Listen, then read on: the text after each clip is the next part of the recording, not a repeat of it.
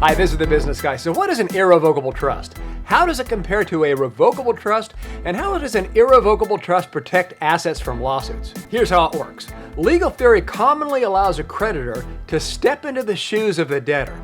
It allows the creditor to do whatever he or she could do.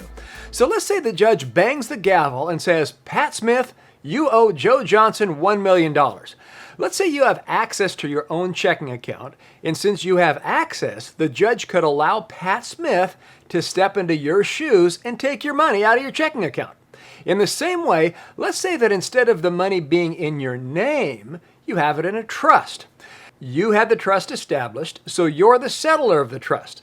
So let's say instead of an irrevocable trust, this was a revocable trust where you could freely change the beneficiary. So you could change the one who receives the benefits of the trust and you can access the money in the trust. If so, the judge could allow the one who sued you to step into your shoes, and then that person could change the beneficiary of the trust to himself or herself and take your money. At the same time, if the trust allowed the settler to independently spend trust assets on himself, the creditor could jump into his shoes and do the same thing. Now here's something that's important to know. It's not just that the trust is irrevocable that protects your assets from lawsuits. An irrevocable trust also needs to be set up in the right jurisdiction that has asset protection trust laws in place. And it also needs to have an independent third-party trustee.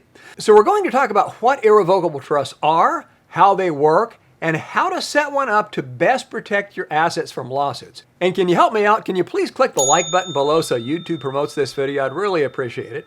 And if you like this information, please join our community by clicking the subscribe button so that when more videos come out like this, you'll be up to date right away. So what is an irrevocable trust? An irrevocable trust is an agreement allowing property to be held by one party for the benefit of another, stipulating that it cannot be readily revoked, altered, or amended. It is commonly used for asset protection and estate planning purposes. A trust is a legal tool that consists of a settler who has the trust created, a trustee who manages the trust, and one or more beneficiaries who receive the benefits of the trust. You will also hear the settler referred to as a grantor or a trustor. As a background, I'm the CEO of Lawyers Limited and Asset Protection Planners. I started in 1991, and the company was formed in 1906. We have attorneys on staff, and I believe we've set up more asset protection trusts than any firm in the nation. So if you want to set up an asset protection trust, you can give us a call or fill out a free consultation form on our website. Now, the next question we answer is about revocable versus irrevocable trusts and how they compare. A revocable trust, commonly a revocable living trust, is an estate planning tool that a settler can change in any time. So if your needs change, you can make amendments freely without the interaction of a third party. So why doesn't everybody set up a trust that is revocable as opposed to an irrevocable one? It's because the living trust is part of your own estate for tax and asset protection purposes. So a revocable trust offers little protection from creditors or those who seek to sue you. It also offers no segregation of assets in order to qualify for Medicaid assistance. Plus, upon your death, such a trust is also yours for state and federal estate tax purposes. Plus, some people establish irrevocable trusts to make sure that others carry out their wishes when they're no longer around. This is common in second marriages where a spouse wants to make sure that children from the first marriage get at least some of the assets. So I can't ever change it? Well, it's not quite like that, as there often are ways to make changes. It depends on how the trust is drafted. But if the purpose is asset protection, the changes often require the approval of a third party, such as a trustee. Now, most trusts for this purpose are discretionary trusts. For example, if you decide to cut out a beneficiary or add a new one, simply ask the trustee. The trustee, at its discretion, can do so. The trustee has discretion to decide whether or not the act would be in the best interest of the trust, and if doing so would put trust assets in harm's way. Now, with most irrevocable trusts, the settlers or beneficiaries may request that the trustee make certain changes. The trustee can generally do so if it does not put trust assets at risk. So to say it another way, if you could change it directly, the judge could force you to change the beneficiary to your legal enemies. So by making it irrevocable, you're more likely to get what you want, the use of the trust assets. By requiring the third-party intervention, It ties the judge's hands from directly forcing you to make the changes against your will. Now, there are many types of irrevocable trusts, and not all are for asset protection. There are trusts for holding life insurance, for charitable purposes, to reduce the tax bite, and to care for those with special needs. Asset protection trusts. While asset protection trusts are irrevocable trusts, not all jurisdictions have asset protection trust law. That is, most places do not have laws where the settlor can also be the beneficiary of the trust and at the same time enjoy the trust assets. Moreover, most domestic trusts in the U.S. have been penetrated by results-oriented U.S. judges who cast the law aside and grab the assets any way they see fit. Since the U.S. trustee is under their jurisdiction, they simply order the local trustee who has no legal choice but to comply. So that is why case law has proven that an irrevocable offshore asset protection trust in jurisdictions such as the Cook Islands in the South Pacific, which is part of New Zealand, and in Nevis down in the Caribbean, where in our case, our international law firm can step in to protect you, we have seen it effectively protect assets from lawsuits in every case in which we've employed it. And I believe our firm has established more offshore asset protection trusts than any other firm worldwide. So for more information, you can call us at the number below and speak with one of our attorneys or consultants. Allowances for the unforeseen. Properly drafted trusts allow for wide ranges of future possibilities. For example, there are circumstances that would warrant a change of beneficiaries or trustees. Perhaps mom and dad unexpectedly have another child. One child exhibits evidence of long-term substance abuse. One child has a tragic military accident while the parents are still living. The trustee dies. A well-drafted trust addresses all of these circumstances. So how can it be irrevocable if I really can change it? Now notice the operative word I. Irrevocable doesn't necessarily mean that nobody on the planet can change it. It doesn't mean that you can't suggest a change to somebody else. It just means that certain people cannot independently, without outside cooperation, change it. And this is a good thing. Remember, if you could change the beneficiary anytime you desire, the judge could force your desire to be your enemy's law. Now, we all like control, but if the trust is written improperly and you have complete power to change the trust, then you will likely get creamed in the courtroom. At that point, the judge would be the only one who would really have all the control. And that would likely not be a good thing for you. And that's because he'll force you to use that control and change the beneficiary to the person who sued you. And that will allow them to take all of the money held therein in order to satisfy the judgment. So in order to have real control, set up an irrevocable trust with an independent trustee, then you put yourself in control instead of the guy who's suing you. Okay, so what makes an irrevocable trust an asset protection trust? First, obviously, asset protection trusts are irrevocable. And as we've said, if the settlor has the power to change or revoke the trust, the judge could order the settlor to use that power to change the beneficiary of the trust to his or her legal opponent.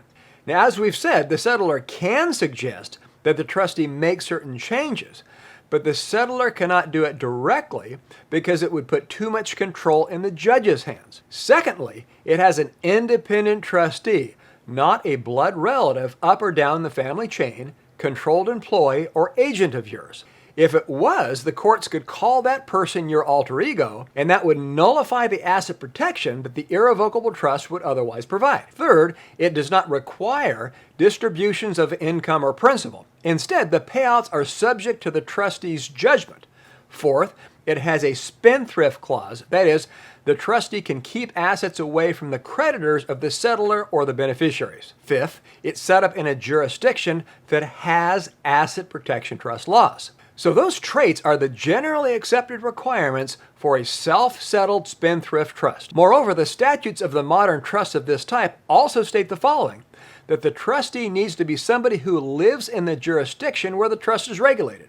The trustee can often be a bank or trust company or law firm that is licensed in that jurisdiction in order to serve as trustee. Now here's the big problem, and really pay attention here because I've studied the case law with domestic trust extensively. And if we're talking about a US-based trust, unless you actually live in that state, they really don't work very well. A California, New York, Florida, Texas judge says, I don't care if you have that fancy trust in Nevada. You live here. The assets are here.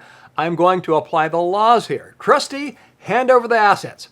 And there's nothing a U.S.-based trustee can do but hand them over. Which brings us to the most powerful trust, offshore asset protection trust. That's where the offshore trust shines above the domestic trust.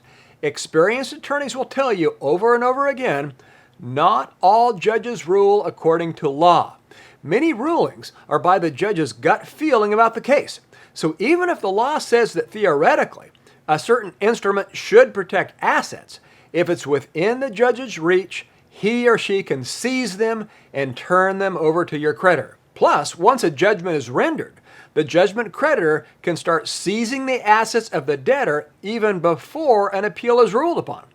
Once the assets are seized and you have no resources left to pay an attorney, it may be very difficult to find legal counsel to protect and defend you for free during the appeals process. However, if the trust is in a foreign jurisdiction, such as the Cook Islands or Nevis, the assets inside the trust are located in a foreign bank account.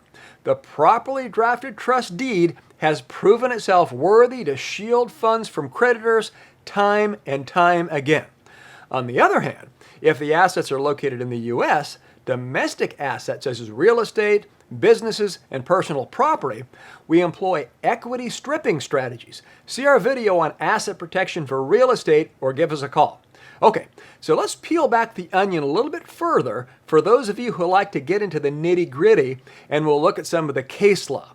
Not long ago, we became aware of a Court of Appeals case in California, Kilker versus Stillman.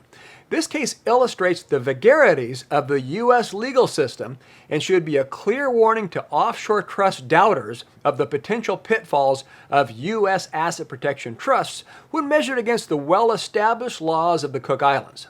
This case really illustrates some important aspects that planners and their clients need to be wary of when putting in place a domestic asset protection plan. Whereas the same concern does not apply with regards to setting up an offshore asset protection trust such as one in the Cook Islands. While the court could have invalidated the structure the debtor used under several equitable legal theories, the court in the Kilker case made a determination as to whether there was a fraudulent conveyance, aka fraudulent transfer of property, under the California Uniform Fraudulent Transfers Act. It was a case of a leaking swimming pool built by its homeowners on the advice given by a soils engineer. The homeowner successfully sued the engineer and moved to enforce the judgment. Offshore versus domestic trusts. Why domestic trusts don't work very well. After the pool was installed, but years before any problems with the pool were detected, the engineer had transferred assets to a Nevada domestic asset protection trust. The homeowners alleged that the engineer's transfer was a fraudulent transfer under the UFTA. The homeowners also claimed that the trust was the alter ego of the engineer. Moreover, when asked in the deposition to give the reason why he transferred the assets to the asset protection trust, the engineer testified that he did it for asset protection purposes. The trial court found that the engineer was the alter ego of the trust and that the assets had been fraudulently transferred to the trust as per the UFTA. The real kicker in the case, though, is that the trial court found that even though there was no existing claim at the time the engineer made the transfers, the transfer was a fraudulent transfer because the engineer made the transfers for the stated purpose of defeating the collection rights of unknown future claimants who might come along later. And since the assets were within the judge's reach, there was little or nothing the judgment debtor or the trustee could do. If the trust and the assets were offshore, even in the event of an unfavorable ruling, the assets remain beyond the easy reach of your opponent. And by the time the creditor tries to file any action offshore, the statute of limitations clock, barring the suit from occurring at all offshore, will likely have clicked its last click. In fact, it is so prohibitive that we have never had someone file a lawsuit offshore against one of our offshore trust clients. For those in high-risk occupations and opt for the use of the domestic asset protection trust in preference to a foreign trust, then you need to be, well, worried. Understandably, the engineer and trustee appealed the trial court's decision and argued that the fraudulent transfer laws are not meant to encompass claims against future unknown creditors. But the Court of Appeals rejected the notion that the UFTA is limited to only existing creditors. Now, for those who are not comfortable going offshore initially, there is a good option. It's called the trigger trust. The trigger trust is a domestic/offshore hybrid. You're one of the initial trustees if you desire. Now, if the legal need arises, your co-trustee can immediately pull the trigger and enact the offshore trust measures built into the trust. Why offshore trusts work? By a comparison, in the Cook Islands, there's no gray area when it comes to the issue of future creditors versus present creditors. Section 13B of the International Trust Act of 1984 is very clear as to the rules to determine this important issue. Now, we leave it to our U.S. colleagues to interpret the effects of the Kilker versus Stillman decision. But experience shows that the Cook Islands and Nevis are still considered the leading asset protection jurisdictions in the world. The Cook Islands, for example, can boast a long line of judicial precedent which upholds the integrity of the Cook Islands International Trust Act. The bottom line is that U.S. judges have jurisdiction over U.S. trusts and trustees. They do not have jurisdiction over foreign trusts, trustees, trust bank accounts held in financial institutions that do not have corresponding U.S. branches. And time again, our experience has shown that parking funds in a properly structured offshore asset protection trust in the right jurisdiction simply works better than its domestic counterpart. Now, you can get more information on how they work, how they're used, and what they do by calling Asset Protection Planners at 1-954-400-1050 or by visiting assetprotectionplanners.com. Please click like, subscribe, and share this video with others. Thanks for watching. This is The Business Guy.